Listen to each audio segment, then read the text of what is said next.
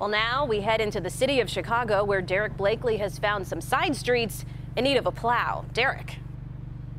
Well, Erica, we're in the 500 block of North Ardmore, and like a lot of city-side streets, this one has not seen a snowplow. Take a look.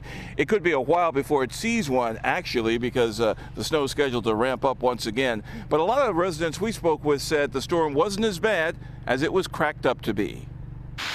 With still more snow on the way, Mayor Emanuel had a pep talk for streets and sand workers at Snow Command headquarters who've already put in long hours. I want to thank you and your families ahead of time. Meet your neighbor because you're going to be spending some time with them. Chicagoans emerged this morning to a familiar routine. First they shovel, and then they salt, with some relief that the storm wasn't heavier.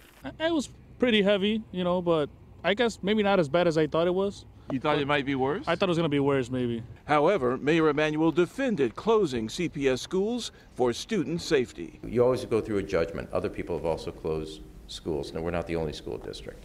So you have to make a question about safety. With 300 plus plows deployed, most main streets were free and clear, but side streets were an ordeal, and service for them will have to wait until the snow finally breaks. We begged for people to be patient with us, and then we will get to the insides, residential streets as soon as possible.